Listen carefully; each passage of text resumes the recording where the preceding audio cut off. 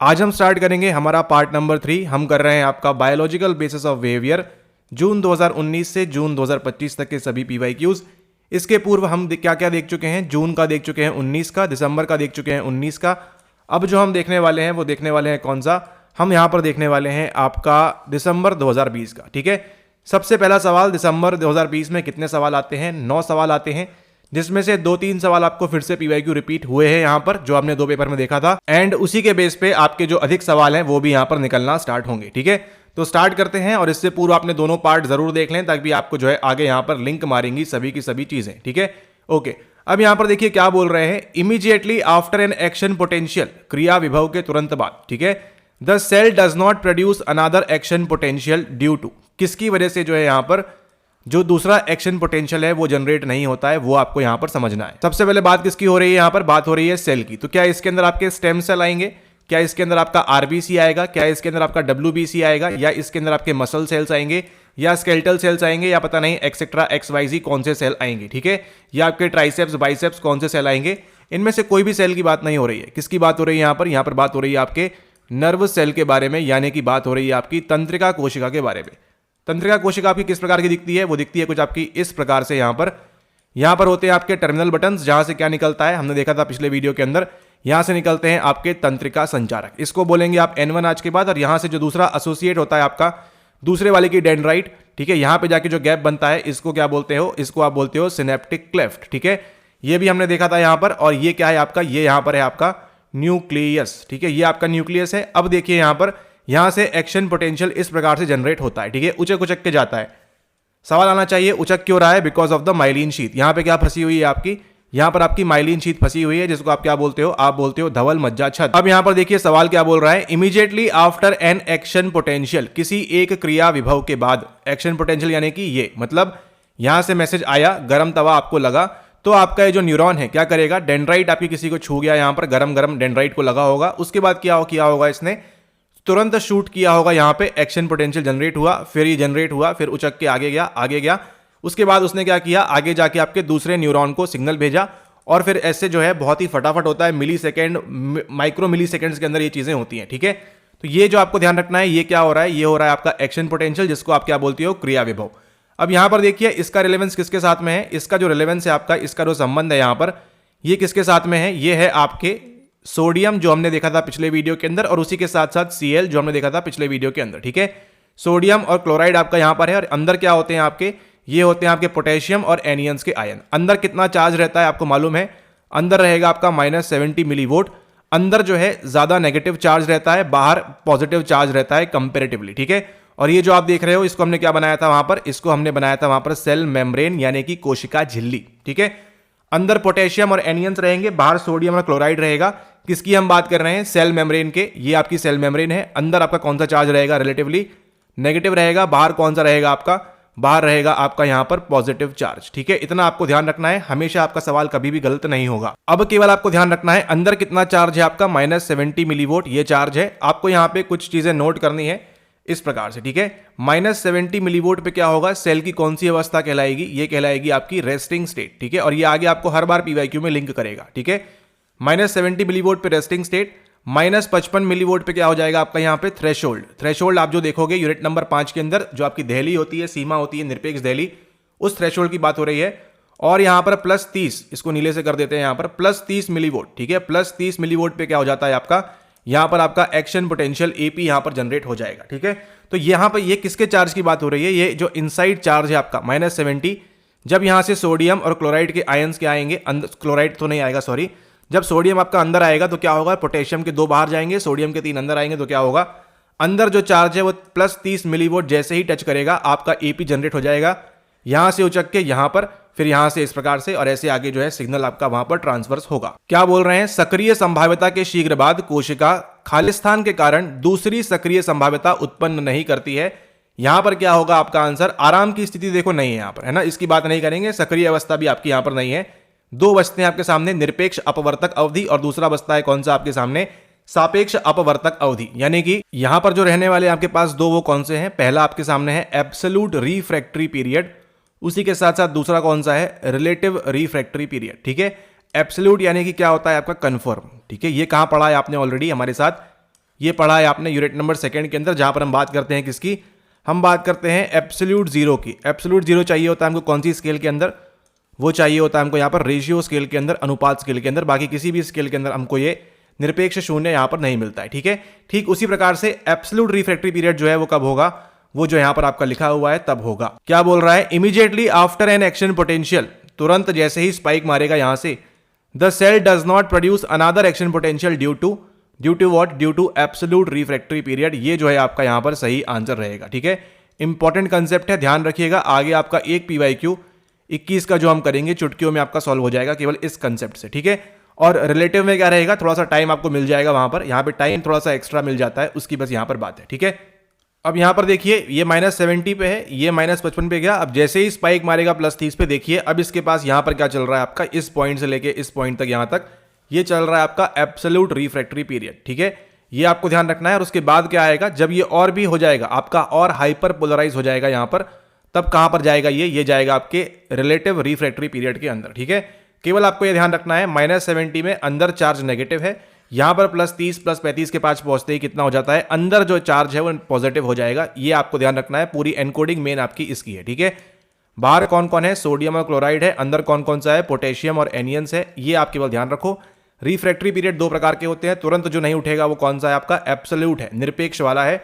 और जो थोड़ा टाइम लेके उठ जाएगा वो कौन सा है आपका, रिलेटिव, ठीक है। यहां पे देखिए टाइम लगेगा, है ना, यहां पे तो बिल्कुल भी नहीं उठ पाएगा, लेकिन यहां पे रिलेटिवली जो है क्या लगेगा, यहां पर थोड़ा सा टाइम आपको जो है एक्स्ट्रा लगेगा। पॉसिबल है उठ सकता है, लेकिन अगला वाला जो है इंटेंसिटी वो काफी ज्यादा हाई होनी चाहिए, ठीक है। तो यहां पर ये आंसर नहीं होगा। रेस्टिंग स्टेट तो आपको मालूम है ये वाली होती है, ये भी आंसर नहीं होगा। और एक्टिव स्टेट की बात भी यहां पर नहीं हो रही है, ठीक है। ओके, नेक्स्ट सवाल की ओर मूव करते हैं। अगला सवाल देखो लिखा हुआ है, which neurotransmitter is helpful in synaptic plasticity. किसकी बात हो रही है यहां पर बात हो रही है आपकी साइनेप्टिक प्लास्टिसिटी के बारे में, ठीक है। अब देखिए प्लास्टिक तो वैसे ठोस होता है अगर हम बात करें, लेकिन यहाँ पे कुछ अलग प्रकार से बात हो रही है। ये क्या है, साइनेप्टिक किसकी बात हो रही है, यहाँ पे बात हो रही है आपके साइनेप्स के बारे में, ठीक है। अब आपको दिमाग में घूमना चाहिए, साइनेप्स कहाँ होता है, ये होता है साइनेप्स आपका, ठीक है। साइनेप्स, साइनेप्टिक क्लेफ्ट, ये जो एरिया है आपका, जगह बच रही है, ये किसकी बात हो रही है यहाँ पर, ये बात हो रही है आपके साइनेप की या सिनेप्टिक क्लेफ्ट की, ठीक है। उसी क्लेफ्ट की जो हम प्लास्टिसिटी की बात करेंगे, तो वहां पर कौन सा न्यूरोट्रांसमीटर जो है आपको हेल्प करता है, निम्नलिखित में से कौन सा तंत्रिका पारेषक। ध्यान रखना है ये चारों के चारों क्या है आपके, तंत्रिका पारेषक है, यानी कि न्यूरोट्रांसमीटर्स हैं, ठीक है। सिनेप्टिक प्लास्टिसिटी में सहायक होता है, कौन सा होता है इसके अंदर से। यहां पर देखिए कुछ इस प्रकार से दिखता है आपको, जो साइनेप्टिक गैप है आपका, नर्व इंपल्स यहां से आएगी, ये जो आपके न्यूरोट्रांसमीटर्स फंसे हुए हैं यहां से क्या होंगे, ये छूट जाएंगे और यहां पे रिसीव करेगा कौन सा, आपका अगला वाला न्यूरॉन, ठीक है। ये आपका N2 है, पोस्ट साइनेप्टिक न्यूरॉन, ये आपको ध्यान रखना है, ठीक है। कहां पर रिसीव करेगा, यहां पर इस प्रकार से रिसीव करता है, ओके, ये आपको ध्यान है। और इसकी जो पावर हम बात करेंगे, साइनेप्टिक गैप की जो हम पावर की बात करेंगे, ठीक है, कि उसका जो स्ट्रेंथ है कितनी है, अच्छी स्ट्रेंथ है, पॉजिटिव है, या फिर उसकी स्ट्रेंथ डिक्रीज हो चुकी है, नेगेटिव टाइप की है। नेगेटिव इन द सेंस कि कमजोर है, ठीक है, या तो पॉजिटिव होगी या फिर कमजोर होगी, ये आपको ध्यान रखना है। उसी की बात कर रहे हैं। और यहां पे सवाल क्या पूछ रहा है, देखिए साइनेप्टिक प्लास्टिसिटी का मतलब किससे है, यहां पर उसकी ताकत से, ठीक है। यानी कि जितनी ज्यादा बार मैसेज जाएगा, छूटेगा वहां से, उतनी पावरफुल रहेगी। जितना कम होगा, एक्टिविटी कम रहेगी, वो क्या हो जाएगा, कमजोर हो जाएगा, ठीक है। एसिटिलकोलिन, इसको आप ऑलरेडी सीख चुके हो, पहला न्यूरोट्रांसमीटर जो पाया गया था वो यही था आपका, ठीक है। और इसका आपने फंक्शनिंग भी देख लिया कहां पर, न्यूरो मस्कुलर जंक्शन पर किस प्रकार की होती है, इसका हमने PYQ ऑलरेडी सॉल्व कर लिया है, ठीक है, इसके ऊपर। और यहां पे देखिए गाबा जो है आपका क्या है, ये इंपॉर्टेंट है, आपको ध्यान रखना है भैया, ये जो है बहुत बहुत इंपॉर्टेंट है। ये क्या है, चीफ इनहिबिटरी न्यूरोट्रांसमीटर है ये आपका। और ये क्या है, ये आपका PYQ 25 के अंदर आया है, 25 या 24 में आपको ये PYQ पूछा गया है, इनफैक्ट 23 से रिपीट हो रहा है आपका, ठीक है। तो गाबा का फुल फॉर्म क्या होगा, ये होगा आपका गामा अमीनो ब्यूट्रिक एसिड, ठीक है। गामा अमीनो ब्यूट्रिक एसिड जो है इसका फुल फॉर्म है, ये आपको ध्यान रखना है। This is what you need to remember. And sometimes dopamine आपको मालूम है ये किसके लिए काम करता है, आपके प्लेजर के लिए काम करता है, तो यहाँ पे रिलेवेंस नहीं है। सही आंसर कौन सा है आपका, वो है आपका ऑप्शन नंबर 2 ग्लूटामेट यहाँ पर, ठीक है। ग्लूटामेट की बात करेंगे, ये जो गाबा है बहुत अति आवश्यक है, ठीक है, यानी कि वेरी वेरी इंपॉर्टेंट है, इसको आप ध्यान रखेंगे। अगले सवाल की ओर मूव करते हैं। ये देखो हुआ आपका PYQ घिसा पिटा रिपीट, ठीक है। बोला था आपको पढ़ लो यहाँ पर अच्छे से, इसको हमने पार्ट 1 पार्ट 2 में देखा हुआ है, ठीक है। किसकी बात की थी हमने यहाँ पर, आपके रेडियो एक्टिव ग्लूकोज की बारे में बात की थी, ठीक है। रेडियो एक्टिव ग्लूकोज यानी कि किसकी बात हो रही है, शुगर की बात हो रही है। क्या लिंक हो जाएगी आपकी, यूनिट नंबर 10, यूनिट नंबर 7 आपकी हेल्थ साइकोलॉजी भी लिंक हो जाएगी। यहाँ पे हमने बात की थी पिछले वीडियो के अंदर आपकी डायबिटीज मेलिटस के बारे में भी, ठीक है, कैसे होता है और उसके अंदर आपके इंसुलिन का क्या रोल है। अब यहाँ पे देखिए क्या पूछ रहा है, which technique of studying the brain. अब यहाँ किसकी बात कर रहे हैं, ब्रेन को स्टडी करने की, ठीक है। तो हमारा काम क्या है, हमारा जो मस्तिष्क है उसको हमको स्टडी करना है। इन्वॉल्व्स, इसके अंदर क्या इन्वॉल्व होता है? Injecting the patient. पेशेंट को क्या करोगे आप? पेशेंट को आप इंजेक्शन लगाओगे, टोचोगे। क्या चीज टोचोगे आप?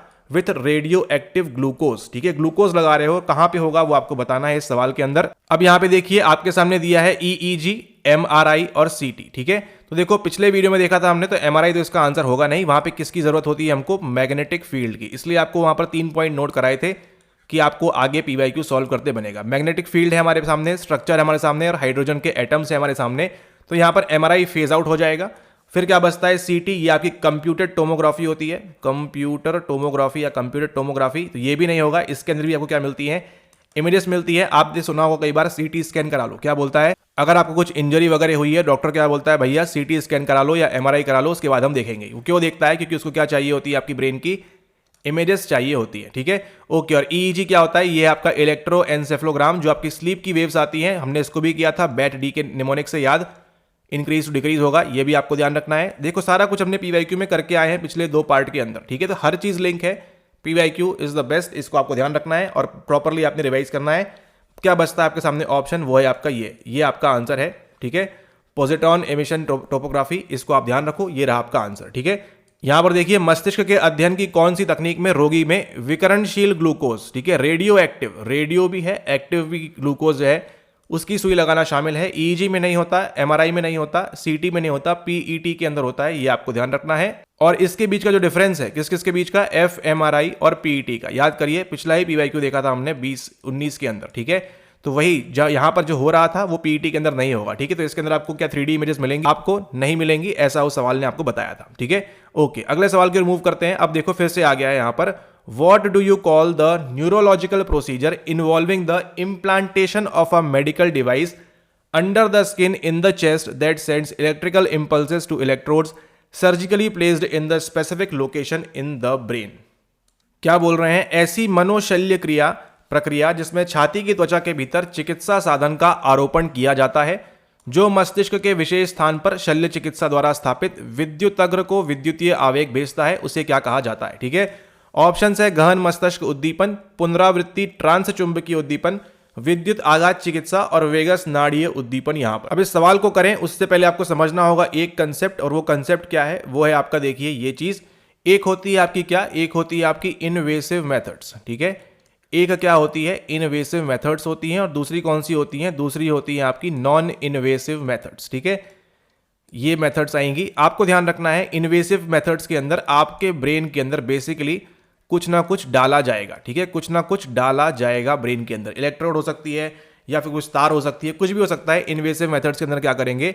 इसमें हम आपके ब्रेन के अंदर कुछ ना कुछ चीज जरूर डालेंगे। ठीक है, और क्या देंगे? इलेक्ट्रिक के शॉक देंगे, और बहुत ही माइल्ड शॉक होते हैं, ताकि हम क्या जान सकें वहां पर किस प्रकार की एक्टिविटी हो रही है उसके बारे में। ठीक है, और जो नॉन इन्वेसिव होगी उसके अंदर क्या होंगे? हम ब्रेन के अंदर कुछ भी नहीं डालेंगे, ऊपर तौर से बाहर तरफ से हम जो है सारा कुछ चेकअप जो है हमारा कर लेंगे। ठीक है, तो बताइए मोर सुटेबल, मोर यूजफुल कौन सी है? बट ऑब्वियस सी बात है नॉन इन्वेसिव। लेकिन जो डेड लोग हैं, मृत लोग हैं, या फिर जिनको बहुत ही सीवियर साइकोलॉजिकल डिसऑर्डर है, उनके अंदर जो है कभी कभी हम जो है इन्वेसिव तकनीकों का भी यहां पर इस्तेमाल करते हैं, ताकि क्या हो सके? उनको हम ठीक कर सकें, ब्रेन के कुछ हिस्से के जो न्यूरॉन्स हैं उनको डैमेज कर सकें, मार सकें, या जो भी हमारा जो क्राइटेरिया है वहां पर उसको हम फुलफिल कर सकें, उसके लिए हम वहां पर उस चीज का इस्तेमाल करते हैं। ठीक है, ओके। अब यहां पर देखिए जो इलेक्ट्रोकन्वल्सिव थेरेपी है, यहां पर कदापि आंसर नहीं होगा बिल्कुल भी, क्योंकि इसके अंदर जो शॉक है वो काफी हाई हो जाते हैं। ठीक है, शॉक की जो इंटेंसिटी है वो बहुत ज्यादा क्या होती है? शॉक की इंटेंसिटी बहुत हाई हो जाती है। ठीक है, और कौन से शॉक हैं आपके? इलेक्ट्रिक शॉक रहते हैं। ठीक है,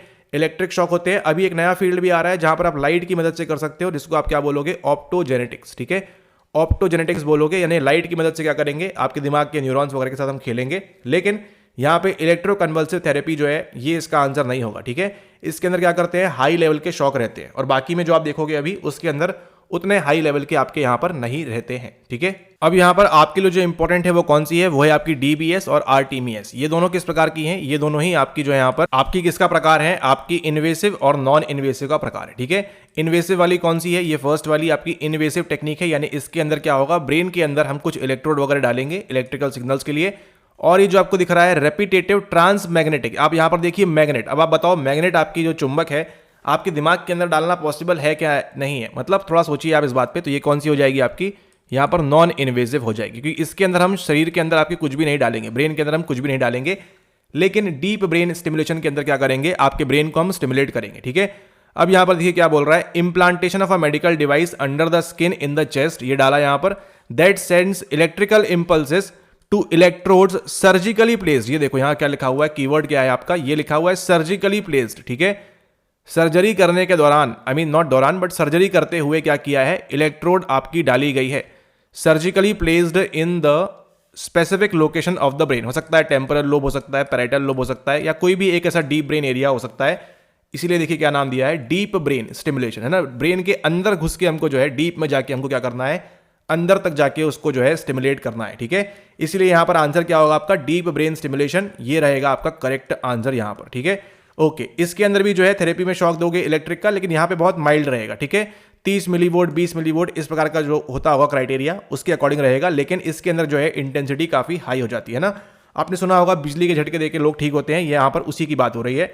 and repetitive trans magnetic stimulation किस प्रकार का है, आपका एक नॉन इन्वेसिव है, और इसके अंदर कोई भी झटके वगैरह नहीं दिए जाएंगे, जो कुछ भी करना है हमको आपके कॉर्टेक्स स्कैल्प पे लगाकर सब चीजें वहां पर करनी है। ठीक है, और ना ही यहां पर आंसर आपका क्या होता है, ये वेगस नर्व स्टिमुलेशन भी आपका यहां पर आंसर नहीं होगा। ठीक है, अब इंटरेस्टिंग बात यहां पर ये है कि आपको देखना है यहां पर कि वेगस नर्व दिखती किस प्रकार के है। अब यहां पर देखिए ये जो कौन सी नर्व है, ये जो जा रही है आपकी कौन सी है, ये आपकी वेगस नर्व है, इंपॉर्टेंट है, ध्यान रखना है आपको। ठीक है, okay, the wires send electrical pulses through the vagus nerve to the brain, इसके द्वारा भेजेंगे हम स्टिमुलेट करते हुए ब्रेन के पास में, और यहाँ पे जनरेटर रहेगा आपकी छाती के अंदर यहाँ पर। ठीक है, लेकिन यहाँ पे हम वीएनएस की बात नहीं कर रहे हैं, वेगस नर्व स्टिमुलेशन की बात यहाँ पर नहीं हो रही है। यहाँ पर हम किसके बारे में बात कर रहे हैं, बात कर रहे हैं आपके डीप ब्रेन स्टिमुलेशन के बारे में। ठीक है, यहाँ पे देख रहे हो चेस्ट के पास में लगा हुआ है, यहाँ पे ये इलेक्ट्रोड देखिए घुसी हुई है, ये सर्जिकल मेथड के द्वारा घुसी हुई है, कहाँ तक, आपके सब थैलेमिक न्यूक्लियस तक, और ये देखिए इस प्रकार से ये लगाया हुआ है, अंदर तक डाला हुआ है इसको। ठीक है, अब मैग्नेट तो आप डालोगे नहीं, तो ये छोटी सी जो इलेक्ट्रोड है इसको डाला जाता है, ताकि क्या कर सके, यहां पर हम स्टिमुलेट कर सकें प्रॉपर्ली। इसलिए देखिए नाम क्या है इसका, डीप ब्रेन स्टिमुलेशन, इसको आपको ध्यान रखना है अच्छे से। ऑलराइट, ओके, नेक्स्ट हम मूव करते हैं अगले सवाल की ओर। यहाँ पे आंसर कौन सा है, डीप ब्रेन स्टिमुलेशन। अगला सवाल देखो आपका है, anti diuretic hormone ADH is released by which of the following. सवाल क्या पूछ रहा है, एंटी ड्यूरेटिक हार्मोन निम्न में से कहां से स्रावित होता है, और ये आपका एक इंपॉर्टेंट पीवाईक्यू रहेगा। ठीक है, अधिवृक्क वल्कुट, अधिवृक्क मेडुला, पूर्ववर्ती पीयूषिका और पश्च पीयूषिका ऑप्शन दिए हुए हैं। सवाल क्या पूछ रहा है आपसे, सवाल पूछ रहा है आपका anti diuretic hormone ADH released, और ये आपका जो है भर भर के आगे आपको पीवाईक्यू देखने मिलेगा। ठीक है, भर भर के मिलेगा इस कॉन्सेप्ट के ऊपर। आपको जो है पिट्यूटरी ग्लैंड दिमाग में अच्छे से स्टैब्लिश होना चाहिए, पिट्यूटरी ग्लैंड दिमाग के अंदर सेटअप होना चाहिए। दो इसके जो है भाग होते हैं। ठीक है, ये जो आपके हाइपोथैलेमस की कुछ न्यूक्लियस हैं, उनकी एक्सॉन्स लटक लटक के यहाँ पे आती हैं, तो ये क्या बनाती हैं, आपका पोस्टीरियर पिट्यूटरी ग्लैंड बनाती है यहाँ पर। और ये जो आपका अगला वाला भाग है, आगे सामने वाला, इसको आप क्या बोलते हो, इसको बोलते हो आप एंटीरियर पिट्यूटरी ग्लैंड। ठीक है, तो आगे से जहां भी हम एपीजी बोलें उसका मतलब क्या है, एंटीरियर पिट्यूटरी ग्लैंड की बात हो रही है। जहां भी हम पीपीजी बोलें तो ध्यान रखना है पोस्टीरियर की बात हो रही है। आपके पूरे लाइफ टाइम में जब तक आप जिंदा हैं तब तक आपको ध्यान रखना है कि पीपीजी से केवल दो निकलेंगी। कौन कौन सी निकलती है वो, ऑक्सीटोसिन। ठीक है, ये फीमेल्स के अंदर काफी ज्यादा होता है, निकलता है इन द सेंस, और यहाँ पर सिक्रीट होता है। और उसके साथ यहाँ पर एक और आपका कौन सा है, वो है आपका वासोप्रेसिन। एंड अपकमिंग एग्जाम्स के अंदर जहां हम देखेंगे इनको रिलेवेंस, तो आपको इसकी फंक्शनिंग भी यहाँ पर पूछी गई है। और इसी वासोप्रेसिन का दूसरा नाम क्या है, वो है आपका एडीएच। ठीक है, इसको आप क्या बोलोगे, एंटी ड्यूरेटिक हार्मोन। सब कुछ हार्मोन है यहाँ पर, और यहाँ से कौन कौन से निकलता है आपका, मेजरली ग्रोथ हार्मोन निकलता है। और एक और पीवाईक्यू में क्या देखा था हमने, एसीटीएच भी कहां से निकलेगा आपका, इसी से निकलता है। ठीक है, ओके, तो यहां पे देखिए एड्रीनल कॉर्टेक्स और मेडुला किसका पार्ट है, ये आपके हैं एड्रीनल ग्लैंड का पार्ट। ठीक है, एड्रीनल ग्लैंड का पार्ट है, अधिवृक्क ग्रंथि का पार्ट है, तो यहां पे ये दोनों एलिमिनेट हो जाता है। एंटीरियर से आपका ये नहीं निकलता है, ये आपको ज्ञात होगा। एंटीरियर से क्या क्या निकलेगा, एसीटीएच निकलता है, ग्रोथ हार्मोन, यानी कि इन दोनों को छोड़ के, किस किस को, ऑक्सीटोसिन एंड वासोप्रेसिन को छोड़ के आपका जो भी निकलेगा वो कहां से निकलेगा, सारा कुछ आपका एंटीरियर से निकलेगा। लेकिन पोस्टीरियर से कौन सा निकलेगा, आपके पीपीजी से केवल दो निकलेंगे। वो कौन कौन से हैं, पहला आपका हुआ ऑक्सीटोसिन, दूसरा आपका हुआ वासोप्रेसिन, और इसी का एक और नाम क्या है, जिसको हम बोलते हैं एंटी ड्यूरेटिक हार्मोन। ठीक है, आगे जब सवाल आएगा पीवाईक्यू में इसके रिलेवेंस सवाल पे हम देखेंगे और इसको हम डील करेंगे। अब यहां पर देखो ये हुआ आपका पीवाईक्यू रिपीट। अगर आपने पुराना सवाल किया हुआ है, पिछले दोनों पार्ट में जो हमने देखा था, बात की थी इंसुलिन के बारे में, लेप्टिन के बारे में और एक्सिन के बारे में, तीनों के बारे में हम बात कर चुके हैं, तो आपसे सवाल क्यों नहीं बनेगा। सवाल क्या पूछ रहा है, which of the following are involve in decreased food intake. क्या करना है, फूड को डिक्रीज करना है, मतलब कम खाओ, एंड वेट लॉस। ये देखो आपका पीवाईक्यू। आगे रिसेंट आपको मिलेगा 23-24 में अगेन बार बार weight loss weight loss weight loss, यही आप देखोगे यहाँ पर। डिक्रीज्ड फूड इनटेक, कहाँ पे सिग्नल जा रहा है, आपके हाइपोथैलेमस के अंदर सिग्नल जा रहा है, ठीक है। कहाँ पे जाएगा इसको भी देखोगे आप आगे, जब उसका रिलेवेंस सवाल आएगा तब वहां पर उसको हम देखेंगे। फिलहाल यहाँ पर देखिए किस किस की बात हो रही है, इंसुलिन की बात हो रही है, लेप्टिन की बात हो रही है, कोलसाइसिस्टोकिनिन की बात हो रही है और आपका ओरेक्सिन की यहाँ पर बात हो रही है। ऑप्शंस देखिए A B, A B C, A B D and B C D. अब यहाँ पर देखिए आपको जो है क्लैरिटी अगर होगी तो आपको अच्छे से बन जाएगा सवाल, कोई दिक्कत नहीं आएगी इस सवाल को सॉल्व करने में। 50-50 तक आप बड़े इजी पहुंच जाएंगे इस सवाल के अंदर, ठीक है। भोजन की खुराक में कमी तथा व्यक्ति के वजन के घटने में निम्न में से क्या संलिप्त होता है? इंसुलिन, लेप्टिन, कोलेसिस्टोकिनिन और ओरेक्सिन। अगर आप याद करो पुराना वाला वीडियो, हमने डिस्कस किया था ओरेक्सिन के साथ एक और नाम है, वो क्या है? ग्रेलिन। ये दोनों क्या बोलते हैं? ओरे ओरे ओरे, खारे खारे खारे, ठीक है। तो ये किसके लिए प्रमोट करते हैं? आपके हंगर के लिए प्रमोट करते हैं, आपको खाने के लिए बोलते हैं। तो जो आपको ये मालूम पड़ गया भैया ये खाने के लिए बोलेगा, डी को एलिमिनेट कर दोगे आप, डी को एलिमिनेट कर दिया, डी को एलिमिनेट कर दिया, केवल पीवाईक्यू प्रॉपर्ली लगाया। अब आप कंफ्यूज हो किसके बीच में? ए बी और ए बी सी के बीच में, ठीक है। इंसुलिन, लेप्टिन आपको मालूम है किसमें काम करेंगे? भोजन की खुराक में कमी, ठीक है, इसके लिए काम करेंगे। ये क्या बनाता है आपका? आगे जाके आपको डायबिटीज के लिए प्रिवेंट करता है, लीवर के साथ मिलकर काम करता है, इसको भी हमने देखा हुआ है। लेप्टिन का काम मालूम ही है आपको, बोलेगा बस कौन सा है आपका? सेटाइटी वाला हार्मोन है। और बचता कौन सा है? कोलेसिस्टोकिनिन, जिसको अभी आप यहां पर देखेंगे। उसके मुताबिक देखो, ना तो थर्ड आंसर होगा ना फोर्थ होगा। ए बी और ए बी सी के बीच कंफ्यूज हो, आपका देखिए पोटेंशियल सवाल को सही सॉल्व करने का कितना आ चुका है। केवल अगर आपने पीवाईक्यू में पिछले क्या हुआ है उसको आपने प्रॉपर्ली ध्यान दिया हुआ है बस, तो ठीक है। तो इंसुलिन भी इसका आंसर है, लेप्टिन भी इसका आंसर है, उसी के साथ साथ कोलेसिस्टोकिनिन जो है वो भी इसका आंसर होगा। तो अगली बार के लिए आपको ये तीनों ध्यान रखना है, इंसुलिन, लेप्टिन, कोलेसिस्टोकिनिन, ये किसके लिए काम करेंगे? काम करेंगे डिक्रीज्ड फूड इनटेक के लिए, ठीक है। नोट्स बना लीजिएगा अपने इस प्रकार से, ILC, ठीक है। ये काम करेगा किसके लिए? डिक्रीज फूड इनटेक के लिए। ग्रोथ आपका ग्रेलिन और ओरेक्सिन काम करेगा गो किसके लिए? देखिए बोल रहा है गो, है ना। गो मतलब क्या होता है? जाओ खाना खाओ, ठीक है। तो इंक्रीज्ड फूड इनटेक के लिए ओरेक्सिन और ग्रेलिन वहां पर काम करेगा, ठीक है। यहाँ पे सही आंसर कौन सा है? A B C. तो यहाँ पर आप सही आंसर क्या मार्क करोगे? ऑप्शन नंबर सेकंड, केवल ए बी और सी ओनली, ठीक है। डी यहाँ पर बिल्कुल भी नहीं आएगा, ओरेक्सिन कभी भी नहीं आएगा। आगे भी ध्यान रखिएगा, आपको आगे आपको फिर से आएगा सवाल ये वाला, ठीक है। ओके, अब यहाँ पे देखिए क्या पूछ रहा है, adult neurons rely heavily on which of the following. ये सवाल देखो कभी नहीं आएगा, ठीक है। दिमाग में आप सेटअप कर लो, कभी नहीं आएगा। केवल क्या ध्यान रखो आप? ग्लूकोज। ये आंसर दिया हुआ है, एडल्ट न्यूरॉन किस पे रिलाई करेगा? आपके ग्लूकोज पे करेगा। इसको आप 10-20 बार बोल लो, दिमाग में वैसे ही आपके एनकोड हो जाएगा और कुछ करने की आपको आवश्यकता नहीं है इसके अंदर, ठीक है। अगर अगली बार सवाल आता है same to same, adult neuron के लिए क्या जरूरी है? ग्लूकोज मार्क कर दीजिएगा, प्रोटीन मत करिएगा। पोटेशियम, ये देखो पोटेशियम कहां से आया है? K+ से आया है। ये सोडियम कहां से आया है? Na+ से आया हुआ है, ठीक है। ध्यान दीजिए, ये दोनों कहां पर देखते हो आप? ये आपकी सेल मेम्ब्रेन है, फिर से रिवाइज करा देते हैं। सेल मेम्ब्रेन के अंदर सोडियम जब आ जाएगा और क्लोराइड और कौन सा है? एनियन से आ रहेंगे, और बाहर पोटेशियम और क्लोराइड हो जाएगा, तो क्या हो रहा है? ये एक्शन पोटेंशियल जनरेट हो चुका है यहां पर, ठीक है। लेकिन जैसे ही क्या रहेगा? रेस्टिंग स्टेट में क्या रहेगा? के अंदर रहेगा, Cl बाहर रहेगा और पोटेशियम भी आपका जो है सोडियम Na+ भी बाहर रहेगा, ठीक है।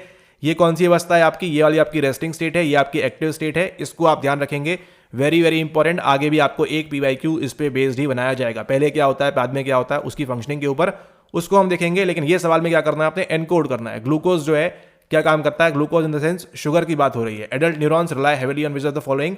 ग्लूकोज पे करता है, प्रोटीन पे नहीं, पोटेशियम पे नहीं, सोडियम पे नहीं, ठीक है।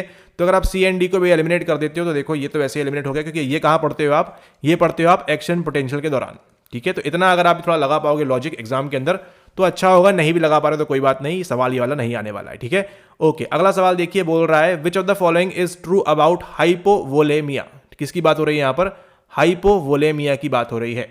यहां पर देखिए हाइपोवोलेमिया के संबंध में निम्नलिखित में से क्या सही है?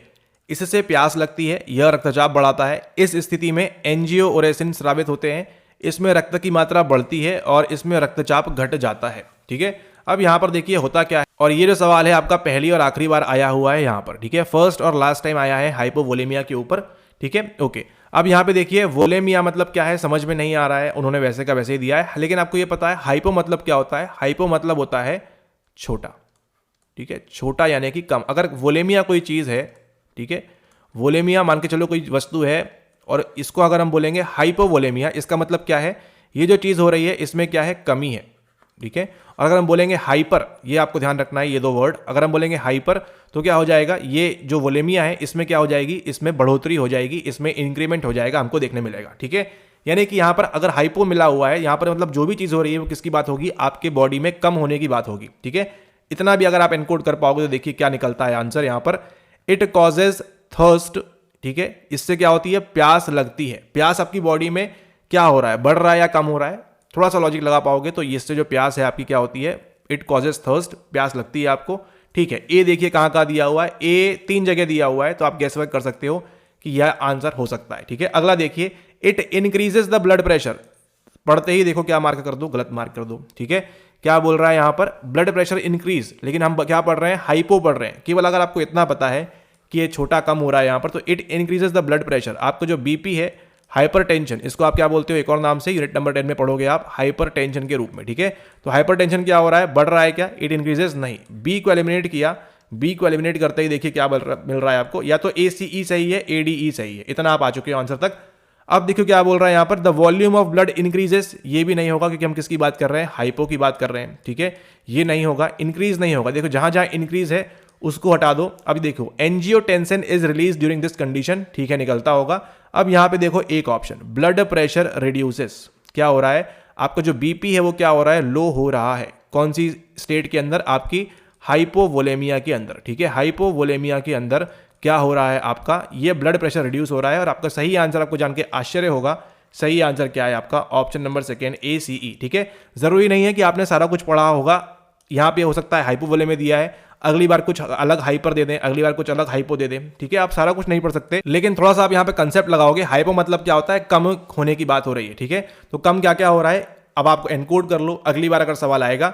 हाइपोवोलेमिया के अंदर क्या क्या होता है, आपको प्यास लगती है, angiotensin is release during this condition, और ब्लड प्रेशर भी क्या होगा, कम होगा। ठीक है, तो बीपी कम होना, प्यास लगना, और बॉडी में क्या रिलीज होगा आपका, एंजियोटेंसिन जो है रिलीज होगा। ठीक है, तो यहां पर इससे प्यास लगती है, रक्तचाप बढ़ाता नहीं है, कम करता है, रक्तचाप घट जाता है। और इस स्थिति में एंजियोओरेसिन, देखो यहाँ एंजियोओरेसिन लिखा हुआ है, हिंदी में इसलिए बोलते हैं, एक बार आपने अंग्रेजी पढ़ लेना। यहाँ देखो क्या लिखा है, ओरेसिन लिखा हुआ है, और वास्तविकता में है क्या, वो आपका एंजियोटेंसिन है। ठीक है, अब ये एंजियोटेंसिन क्या है, ये एक आपका पेप्टाइड हार्मोन है, ध्यान रखना है। ठीक है, एक आपका क्या है, एक पेप्टाइड हार्मोन है जो किससे मदद करता है, आपके ब्लड प्रेशर को कम कराता है। ठीक है, ब्लड प्रेशर को लो कराता है, ये आपको ध्यान रखना है। और ये इमेज भी आपको ध्यान रखनी है थोड़ी बहुत, जहां जहां हम बताएं वहां पर। सारा कुछ पढ़ोगे तो कुछ भी याद नहीं रहेगा। यहाँ पे देखिए, रेनिन एंजियोटेंसिन सिस्टम किस प्रकार से काम करता है, drop in blood pressure, drop in fluid volume. Fluid यानी किसकी बात हो रही है, प्यास की हम बात कर रहे हैं। ठीक है, लीवर आपको ध्यान रखना है, angiotensin, renin release from kidney, renin कहां से आ रहा है, आपकी किडनी से आ रहा है,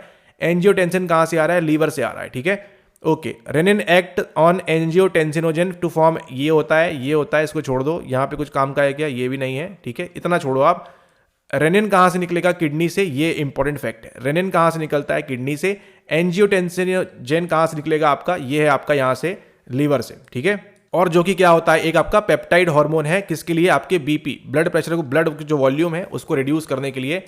इट कॉजेज, क्या लिखा हुआ है यहाँ पे, ड्रॉप इन ब्लड प्रेशर, ये आपको ध्यान रखना है। इसमें क्या होगा, बीपी डाउन होगा। नेक्स्ट सवाल की ओर मूव करते हैं, और अगली बार देखो कभी नहीं आया सवाल ये वाला। ठीक है, लेकिन अगर आएगा तो आपसे इतनी चीजें बननी चाहिए एटलीस्ट, ये हमारी अपेक्षा रहेगी। ठीक है, ओके, अगला सवाल देखो दिया है, एफिकेसी यहाँ पर, और टॉलरेंस, डाउन रेगुलेशन और विड्रॉल।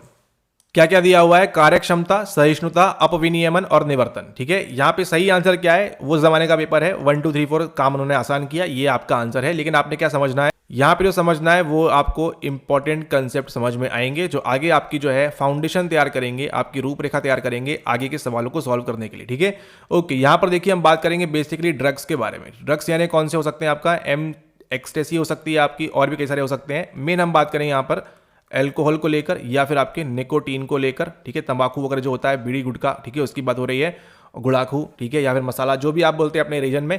अब देखिए यहाँ पर एफिकेसी की बात है, टॉलरेंस की बात है, डाउन रेगुलेशन और विड्रॉल की बात है। सिंपल सिंपल देखिए, ज्यादा टफ करना नहीं है हमको, सिंपल सिंपल समझते हैं। टॉलरेट करना, टॉलरेंस से कहां से आ रहा है, आपके टॉलरेट करना है ना। बोला अरे बहुत हो गया भैया, बहुत टॉलरेट हो गया, अब ये वीडियो नहीं देखा जा रहा है, अब समझ में नहीं आ रहा है, बहुत टॉलरेट हो गया। ठीक है, टॉलरेट का यहां पर क्या हो रहा है, देखिए ये बोल रहा है आपको, repeated exposure with less activation of receptors. ठीक है, रिसेप्टर्स क्या होंगे आपके, रिसेप्टर्स कौन से होते हैं आपके, संवेदी ग्राही जो होते हैं, उनके अंदर क्या होगा, लेस एक्टिवेशन से आपका जो है एक्टिवेट रहेंगे बार बार एक्सपोज करने पर। ठीक है, तो क्या आपकी बॉडी ने क्या डेवलप कर लिया है, अब ये वाला टॉलरेंस नहीं जो आपको बता रहे थे सामान्य भाषा में, अब ये कौन सा टॉलरेंस हो चुका है कि आपकी बॉडी में बार बार जब आप दोगे तो उसके लिए क्या बन जाएगी, बॉडी टॉलरेंट बन जाएगी।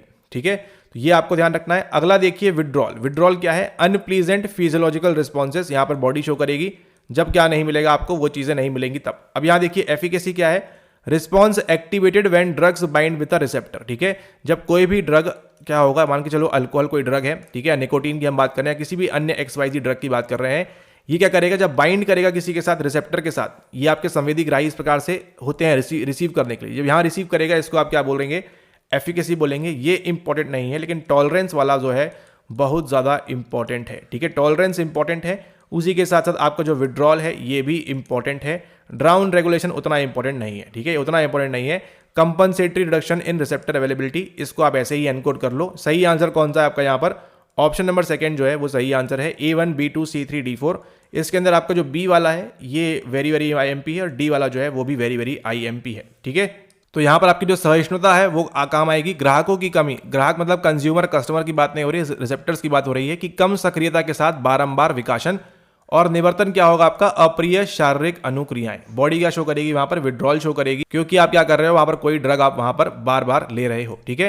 यानी कि आपने देखिए, जब फर्स्ट टाइम आप कुछ ड्रिंक करोगे, फर्स्ट टाइम आपने जो है सिगरेट लिया या निकोटीन लिया या कोई भी एक्सेट्रा ड्रग लिया आपने, ठीक है, मेथएम्फेटामिन लिया, कुछ भी आपने लिया पहली बार, तो क्या होगा? पहली बार में आपको जो है थोड़े से में आपको मजा आ जाएगा, दूसरी बार में क्या होगा? और ज्यादा आपको लगेगा, तीसरी बार में क्या होगा? और ज्यादा आपको लगेगा, चौथी बार में और आपको मजा आएगा और चाहिए, ठीक है।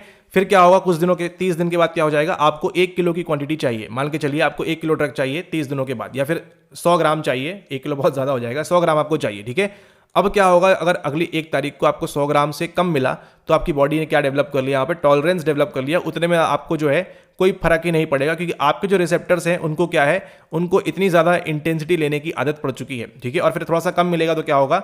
Less activation of receptors due to repeated exposure. ये होता है कि आपका टॉलरेंस, ये आपके लिए इंपॉर्टेंट है, ठीक है। और विड्रॉल में क्या होगा? बॉडी विड्रॉ कर जाएगी। अनप्लीजेंट फिजियोलॉजिकल रिस्पॉन्सेज, जब आपको वो चीज नहीं मिलेगी, जब आपको वो ड्रग, वो अल्कोहल, वो निकोटीन, वो जो आपका मेथएम्फेटामिन है, मेथ है, आपको जब नहीं मिलेगा तो क्या शो करेगी आपकी बॉडी? अनप्लीजेंट फिजियोलॉजिकल रिस्पॉन्सेज, ठीक है। ये भी आपको ध्यान रखना है, इंपॉर्टेंट है।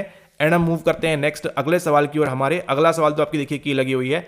अगले सवाल में स्टार्ट करेंगे हम, जब हम मिलेंगे आपका जून एंड दिसंबर 2021 के 10 सवाल सॉल्व करेंगे। 10 में से कौन कौन से इंपॉर्टेंट सवाल हैं उनको देखेंगे, जैसे यहां पर देखा। अब यहां पर देखिए आपका हाइपोवोलेमिया उतना इंपॉर्टेंट नहीं है, लेकिन ग्लूकोज वाला भी उतना इंपॉर्टेंट नहीं है, लेकिन बाकी आपका DBS जो हमने देखा, RTMS देखा, वो सब आपके लिए इंपॉर्टेंट रहेगा, ठीक है। तो नेक्स्ट वीडियो में स्टार्ट करेंगे हम जून एंड दिसंबर 2021। ये था इसका थर्ड पार्ट। मुलाकात करेंगे फोर्थ पार्ट के अंदर। तब तक के लिए धन्यवाद।